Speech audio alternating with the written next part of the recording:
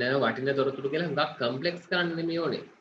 තොරතුරක වැඩිම තොරතුරක් හොඳටම වටින්නේ අපි අපිට ඒක සරලව තේරුම් ගන්න පුළුවන් නම්. දැන් සමහර බැංක් වල ස්ටේට්මන්ට් තියෙනවා.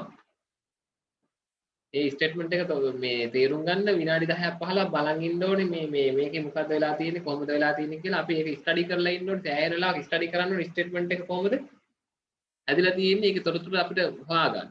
සමහර බැංක් වල ස්ටේට්මන්ට් දෙනවා දැක්ක ගමන් මෙන්න ඕපනින් බැලන්ස් එක මෙන්න ක්ලෝසින් බැලන්ස් එක මෙන්න ගෙවන්න තියෙන ගාන මෙන්න වෙච්ච ට්‍රාන්සැක්ෂන් ටික ලස්සනට ලිස්ට් වෙලා තියෙනවා. ඉතින් අර අපිට දෙන තොරතුර කොහොම සිම්පල් විදිහට දෙන්න ඕනේ. ඒකට තව විශේෂඥ සහයක් පතලා ඒක තේරුම් ගන්න තිබුණොත් ඒ තොරතුර වැඩක් නැහැ. ඒක ටයිම්ලි. අපිට අදාළ කාලෙදි ලැබෙන්න ඕනේ තොරතුර.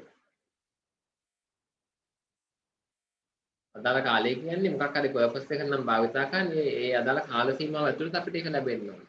වෙරිෆයබල්. වෙරිෆයබල් කියලා කියන්නේ අදාළ තොරතුර නිවැරදිද කියලා චෙක් කරගන්න ඒකේ මූලාශ්‍රය දක්වා යන්න පුළුවන් වෙනවා. දැන් ඔයාලට තොරතුරක් හම්බ වෙනවා මොනවා හරි. ඒ තොරතුර හරිද නැද්ද කියලා දන්නේ නැහැ. දැනගන්න ඒකේ ඒ තොරතුර ලැබුණේ මූලාශ්‍රය දක්වා යන්න පුළුවන් වෙන්න ඕනේ. යන්න බැරි නම් ඒක වෙරිෆයි කරගන්න බෑ. ඒක සත්‍යභාවය තහවුරු කරගන්න බෑ. සත්‍යභාවය තහවුරු කරගන්න බැරි තොරතුරකින් ඒක ලොකු ප්‍රයෝජනයක් නැහැ. මොකද ඒක පාවිච්චි කරන්න බයයි අපි. හරිද දන්නේ නැහැ නැද්ද දන්නේ නැහැ. ඒ නිසා ඒ තොරතුර ඩිසිෂන් එකක් ගන්න බයයි.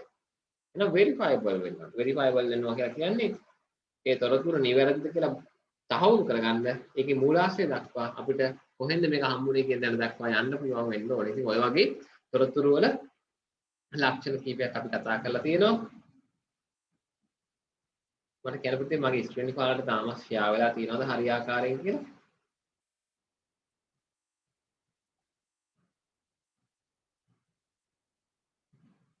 හරි.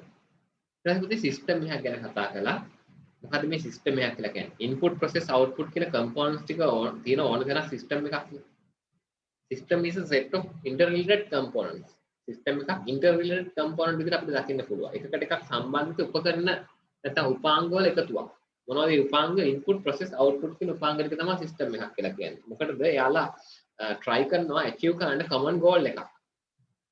common objectives ටිකක් common goal එකකට ළඟා වෙන්න එකට එකතු වෙලා වැඩ කරන work together එකතු වෙලා වැඩ කරන components වල එකතුවක්. ඒ components කොහොමද තියෙන්නේ? individually තියෙන්නේ නෑ. interrelated එකකට එකක් සම්බන්ධ වෙලා තියෙන components වල එකතුවක්.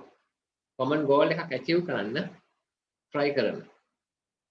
එහෙනම් system එකක ප්‍රධානම දේ තමයි components තියෙනවා. ඒවා තමයි input process output කියන components තුන. හරි? ඒක sub system එක system එකක component එකක් කියන්නේ තවත් sub system එකක්. input කියන්නේ sub system එකක්. process කියන්නේ sub system එකක්.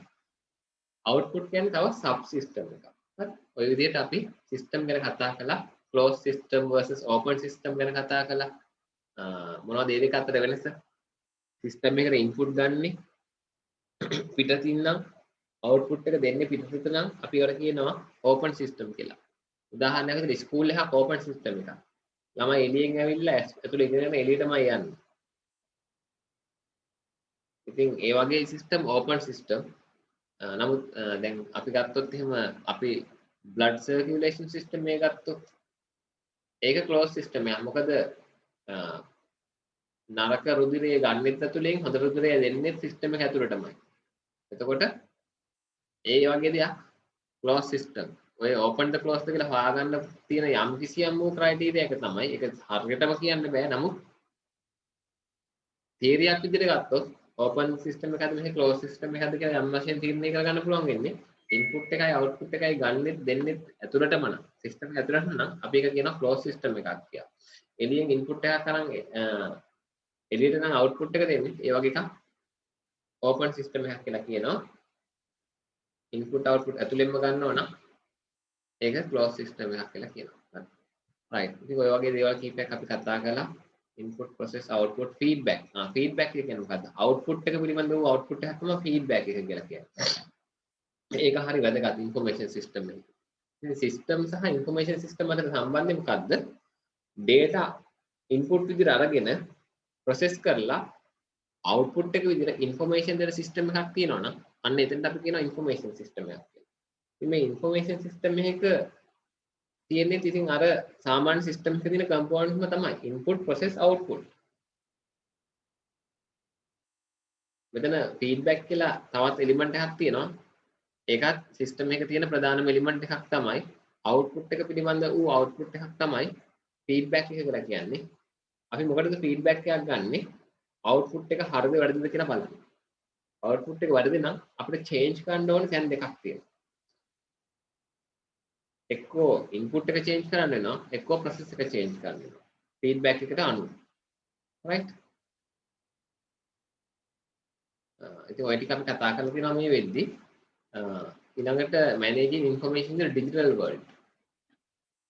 ඊළඟ point එකේ අපි computer based information system ගැන කතා කළා. මේකට අපි ගෙටියෙන් කියනවා abbreviation එක CBIS කියලා. computer based information system කියලා අපි කතා කරලා තියෙනවා. A CBIS can be any organized combination of people. මෙතන කියන්නේ CBIS එක කොටස් කීපයක් තියෙනවා. තොරතුරු සකස් කිරීම මැනුවල් වෙන්නත් පුළුවන් පුතේ, කම්පියුටර් වලින් භාවිතා කරලා වෙන්නත් පුළුවන්. එතකොට information system වර්ග දෙකයි. මොනවද? manual information system and computer based information system. අපි දැන් මෙතන කතා කරන්නේ අපි ફોකස් වෙන්නේ manual එක වල නෙමෙයි CBIS වලට. computer based information system. computer technology එක භාවිතා කරලා data විදියට input විදියට data අරගෙන process කරලා output විදියට information දෙන system එකක් තියෙනවා. අපි එතන කියනවා CBIS එකක් කියලා. computer based information system එකක් කියලා. ඉතින් මේ computer based information system එකක් ක්‍රියාත්මක කරන්න අවශ්‍ය කරන උපාංග 6යිනේ, elements 6යිනේ, components 6යිනේ. මොනවද? hardware, software, database, telecommunication, people, procedures. computer එකක් නම් hardware ටික තියෙන්න ඕනේ. computer එකක් නම් software ටික තියෙන්න ඕනේ. ඉතින් information generate කරන්න නම් මේ computer එකේ data ටික save කරගෙන ඉන්න තැනක් තියෙනවා. එතනට අපි කියනවා database කියලා. ඉතින් මේවා process කරලා ඉවරලා අදාළ parties වලට අදාළ තැන් වලට sannivedanaya කරන්න. ඒ වගේම අදාළ උපකරණ හරහා sannivedanaya කරන්න. input device වලින් ගත්ත ඒවා processing device වලට යවන්න. processing device වලින් process කරපු ඒවා output device වලට send කරන්න මොකක් හරි ක්‍රමයක් තියෙනවා. ඒක තමයි communication කියලා කියන්නේ. ඒ වගේම අපි generate කරගත්ත information එක අදාළ පුද්ගලයන් වෙතට ළඟා කරන්න, disseminate කරන්න, නැත්නම් deliver කරන්න අවශ්‍ය කරන ක්‍රමවේදය තමයි ටෙලිකමියුනිකේෂන් කියලා කියන්නේ. එතකොට මේක ක්‍රියාත්මක කරන්න ඕනේ peoples ලා ඉන්නවා. users ලා ඕනේ. data enter කරන්න ඕනේ, software හදන්න ඕනේ, software develop කරන්න ඕනේ, maintenance කරන්න ඕනේ, support දෙන්න ඕනේ. මේ හැම දෙයකම එක එක ආකාරයේ දේවල් කරන්න ඕනේ information system එකේ. ඒකට peoples ලා ඕනේ. ඊට පස්සේ procedures ඕනේ. procedures කියන්නේ නීති රීති, ක්‍රියාපටිපාටි. computer based information system එකක් යනකොට ඔහේ හිතන විදිහට data enter කරලා හිතන විදිහට output අරගෙන හිතන වැඩ කරන්න බෑ. මොනවා හරි දෙයක් කරනවා නම් ඒකේ යම්කිසි මේ ක්‍රියාපටිපාටියක් තියෙනවා. ඉස්සෙල්ලා ස්ටොක් එක දාලා තමයි සේල්ස් කරන්න ඕනේ. ඒ වගේ ස්ටොක් එක දානකොට තියෙන්න ඕනේ rules කීපයක්. කස්ටමර් කෙනෙක් ක්‍රියේට් කරගන්නකොට තියෙන්න ඕනේ rules කීපයක්. ස්ටොක් එන්ට්‍රි එකක් දානකොට තියෙන්න ඕනේ rules කීපයක්. ඉතින් මේ rules ටිකට අපි කියනවා procedures කියලා. යම්කිසි ක්‍රියාපටිපාටි හැදෙන්න ඕනේ.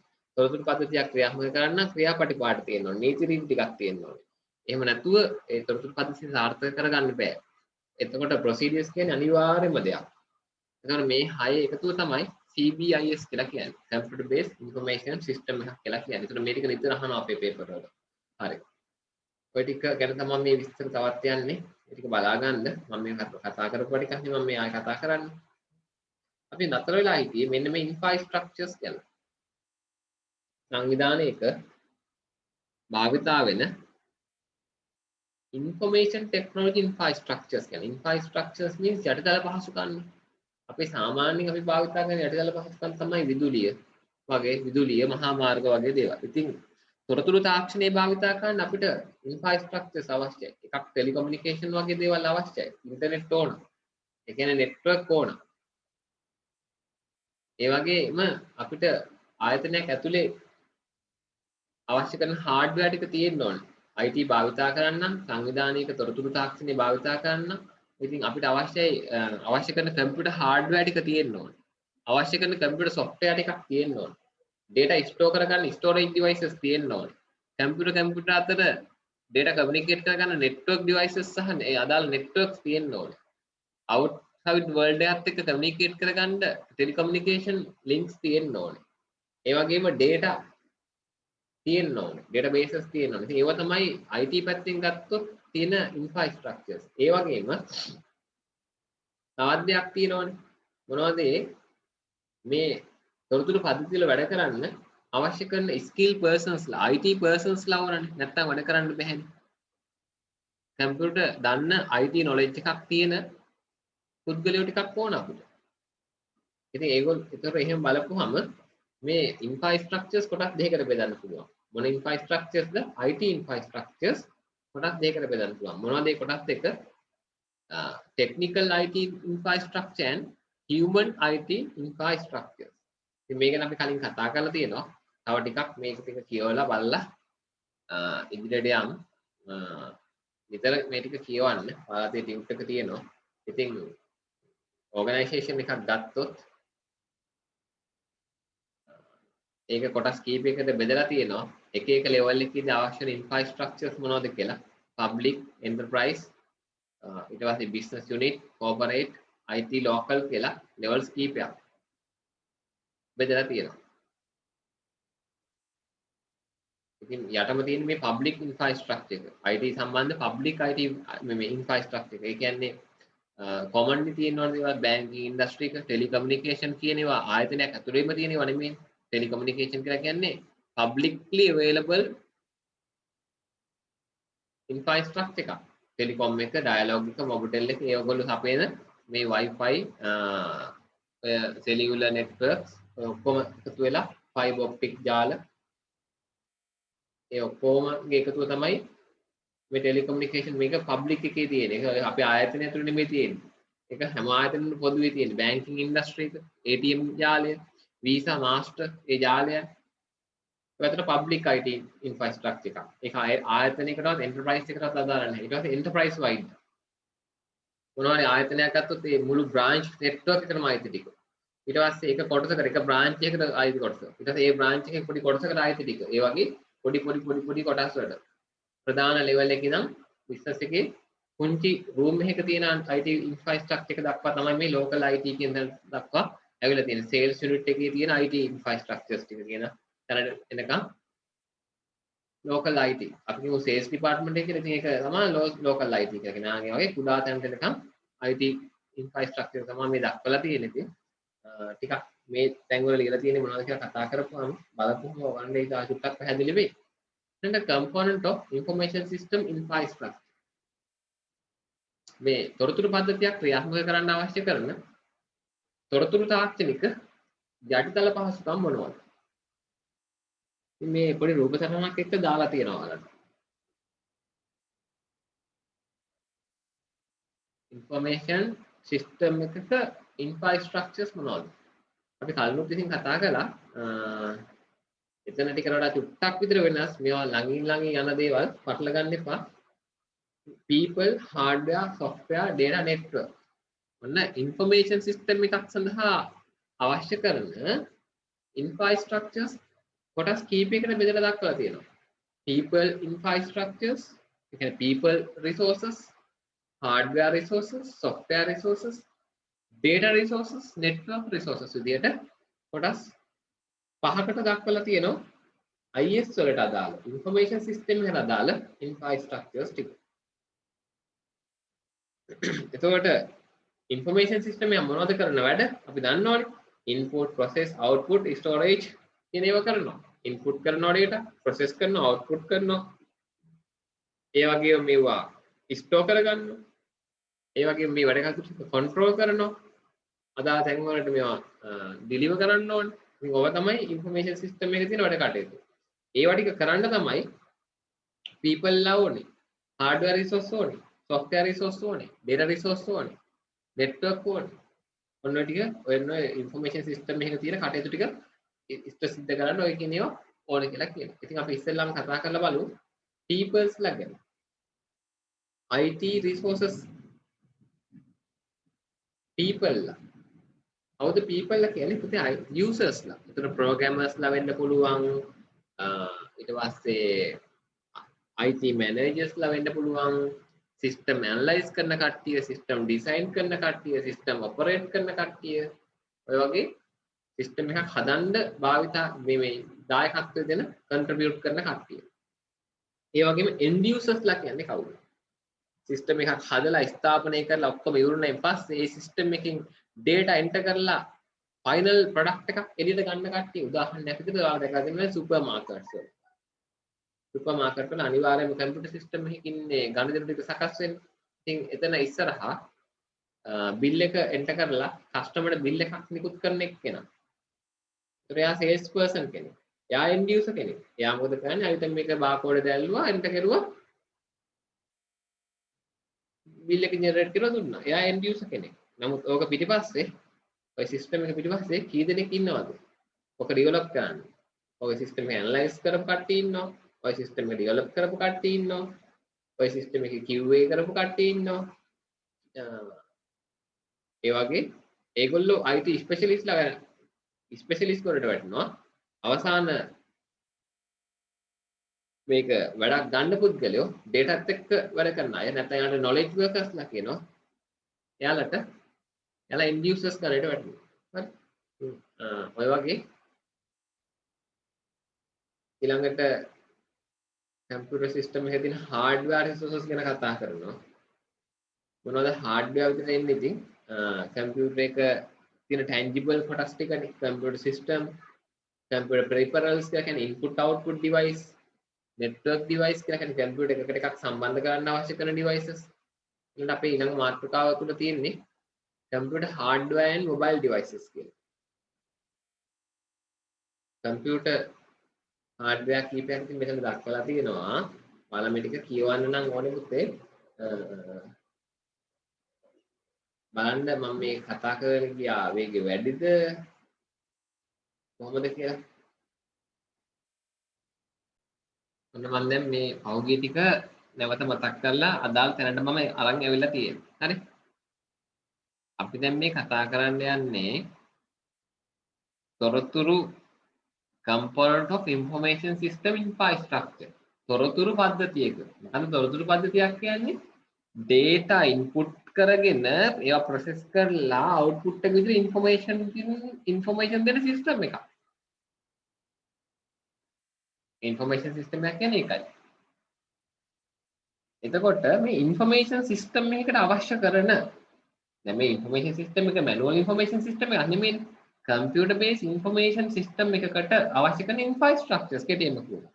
CBIS එකට අවශ්‍ය කරන infrastructures ගැනයි කතා කරන්නේ. ඉතින් මේ infrastructures යාති පහයිනේ. people අපි දැන් people ගැන කතා කළා. මොනවද people ගැන දන්නේ ඔයාලා? people means users. people කියන්නේ users. යාලා involve වෙනවා විදි දෙකකින්. මේවා මේ system එක develop කරන්න ඒ වගේම මේ system එක use කරන්න. develop කරන්න involve වෙන අය specialistලා අනිත් අය end users ලා. හරි.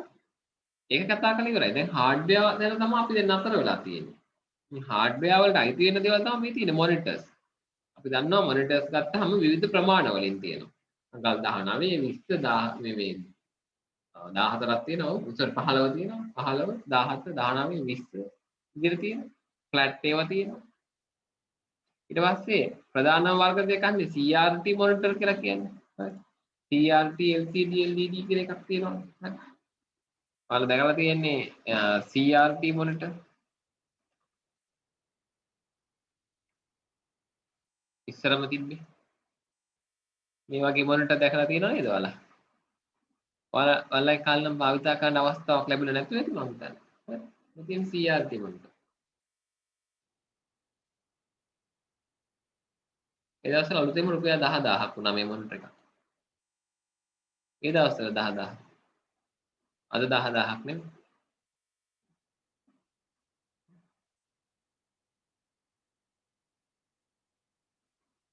මේකට එක මොනිටර් එකක් තමයි හිටියා ගන්න පුළුවන්. ඊට පස්සේ LCD මොනිටර් ආවා. ඔය CRT වලින් පස්සේ ආවේ LCD මොනිටර්. මෙන්න මේවා. මේවත් හොඳයි ඉතින්. ෆ්ලැට් ලස්සනයි. මේසේ ඉඳ යන අඩු වුණා හුඟක්. විදුලි පරිභෝජනයත් හුඟක් අඩු වුණා. මේකත් වැඩි දියුණු වෙලා LED ආවා.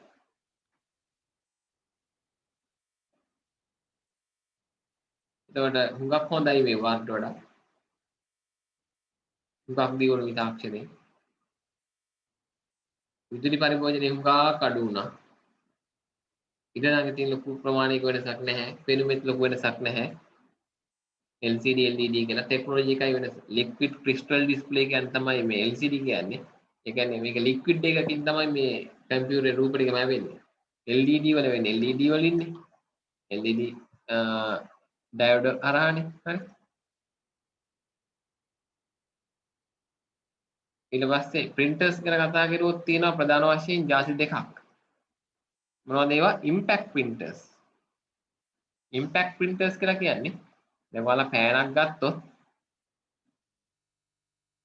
ඔය පෑන අපි කොහොමද මේ පෑනක් ගත්තොත් මේක කොලයක ලියවෙන්නේ කොහොමද?